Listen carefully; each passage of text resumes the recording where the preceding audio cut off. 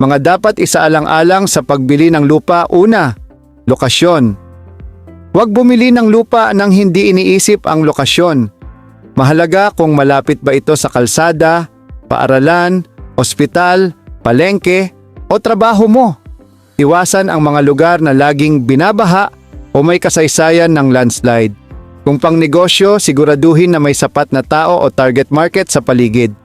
Pangalawa, laki at hugis ng lupa. Siguruhing tama ang sukat at hugis ng lupa para sa plano mo.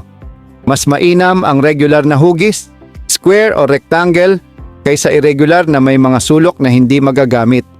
Suriin kung may easement o daanan na kukunin mula sa lupa mo. Pangatlo, dokumentasyon. Alamin kung ang lupa ay may clean title o malinis na titulo.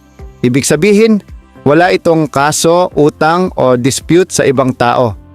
Huwag bumili ng lupa na rights lamang dahil wala kang seguridad sa pag-aari.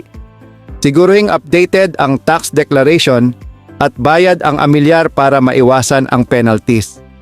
Pang-upat, zoning at land use i-check sa local government kung pang-residential, commercial o agricultural ang lupa. Kung may balak kang magtayo ng negosyo, siguraduhin na hindi bawal ang ganoong klase ng business sa lugar. Panglima, right of way. Kung hindi tabi ng kalsada ang lupa, tiyakin kung may legal at malinaw na daan papunta rito. Huwag umasa sa verbal na kasunduan ng daan. Dapat nakasaad ito sa titulo o may notarized agreement. Pang-anim, presyo at negotiation. Huwag agad pumayag sa unang presyong ibinigay. Magtanong sa paligid kung magkano ang bentahan ng lupa sa area. Huwag magmamadali. Ang pagpapanggap na maraming interesado ay madalas diskarte lang ng seller para mapa-agree ka agad. Pang-pito, mode of payment. Kung hulugan, siguraduhin na malinaw ang terms at may kasulatan. Kung spot cash, huwag ibigay ang buong bayad ng walang proper documentation at turnover ng papeles. Pangwalo, hidden costs. Maliban sa presyo ng lupa, may gastos pa sa capital gains tax kung sino ang magbabayad, seller o buyer, notary, transfer fee, at iba pang bayarin sa paglipat ng titulo. Tanungin ang seller kung ang presyo ba ay net of taxes o may dagdag pang bayarin. Pangsyam, pag-inspeksyon ng lupa.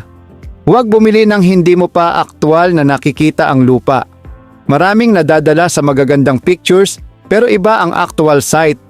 Bisitahin ito sa umaga at sa gabi para makita ang environment at kung may problema sa ingay, trapiko o baha. Pangsampo, pagkuha ng surveyor o geodetic engineer. Siguruhing eksakto ang sukat ng lupa sa titulo at sa aktwal. Baka may encroachment o natatamaan ng ibang lote, kaya mahalaga ang survey. Panglabing-isa, alamin ang status ng may-ari. Ang tunay bang may-ari ang kausap mo? Siguruhing hindi ito ibinebenta ng isang kamag-anak na walang legal na karapatan.